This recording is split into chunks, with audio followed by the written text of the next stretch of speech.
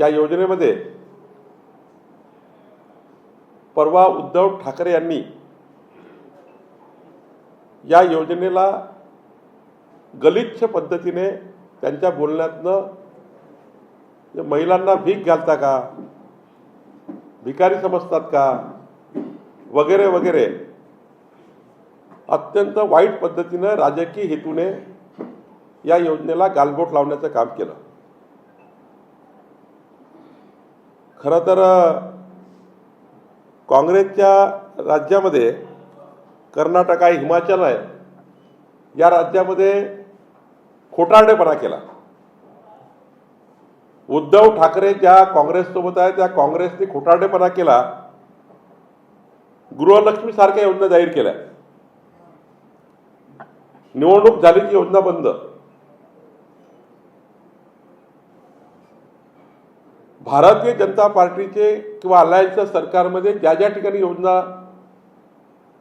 जाहीर झाल्या, मग मध्य प्रदेश असेल, 10 वर्षापासून मध्य प्रदेशमध्ये शिवराज सिंग चौहान यांनी ही योजना यशस्वीपणे पूर्ण केली आणि सुरू आहे। तर उद्धव ठाकरेंना एवढंच सांगायचं आहे, लबाड काँग्रेस पार्टीसोबत तुम्ही या, म्हणून तुम्हाला लबाडी दिसत आहे। आमचे महायुतीचं सरकार हे भारतीय जनता पार्टी आणि अलायन्सचं सरकार आहे, इथे लबाडी नाही आहे। आणि त्यामुळं काँग्रेस पार्टीचे लोक हायकोर्टमध्ये गेले योजना बंद पाडण्याकरता। लाडली बहिणा योजना बंद पाडण्याकरता काँग्रेस पार्टी हायकोर्टात गेली, उच्च न्यायालयाने त्यांना बाजूला केलं, योजना सुरू ठेवली। एकीकडे योजना बंद पाडण्याकरता करायचं, दुसरीकडे योजनेला गालबोट ठेवायचं, आणि तिसरीकडे या योजनेची किंमत काय आहे ते म्हणतात 1,500 रुपये महिना आहे। उद्धव ठाकरेजी 1,500 रुपये महिना वर्षभरात 18,000 होतात, आणि 18,000 किमान 3,000 रुपये जरी आमच्या लाडल्या बहिणींनी इन्शुरन्सला टाकले, कुठल्या इन्शुरन्स गव्हर्नमेंट कंपनीला, तर त्या पूर्ण परिवाराचं शिक्षण, आरोग्य, त्या संपूर्ण जीवांचं रक्षण 3,000 रुपये महिन्यानी या देशामध्ये होऊ शकतं। त्या पूर्ण परिवाराला सिक्युरिटी मिळू शकतं केवळ 3,000 रुपयात वार्षिक। 3,000 रुपये त्या परिवाराचं संपूर्ण जीवन बदलू शकतं 15,000 मध्ये।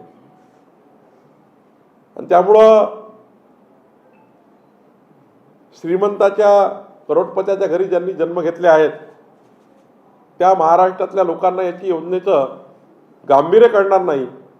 पण ज्या आमच्या बहिणीच्या घरी 18,000 रुपये जाणार आहे वर्षाचे, 2 जर आमच्या बहिणी असतील तर 36,000 रुपये जाणार। त्या ठिकाणी 36,000 रुपये भेटल्यानंतर त्या परिवाराला एक आर्थिक स्थैर्य देण्याचं काम एकनाथ शिंदे सरकारने केलं, देवेंद्रजी अजित पवारजींनी केलं आहे। त्यामुळं राजकीय भीती, विधानमंडळसभेमध्ये पराभव होईल भीती, ही या ठिकाणी उद्धव ठाकरेला व्हायला लागली आहे।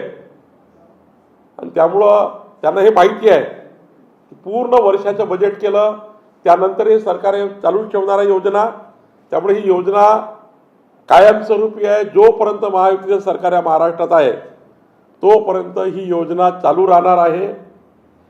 मी भारतीय जनता पार्टीच्या संपूर्ण कार्यकर्त्याच्या वतीने यशस्वी योजना महायुतीने केल्याबद्दल पुन्हा अभिनंदन करतो, रक्षाबंधनाच्या शुभेच्छा देतो।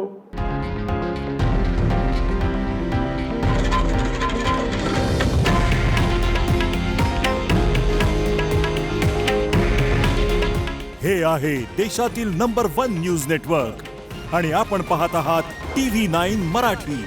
काळजी तुमची, हित महाराष्ट्राचं।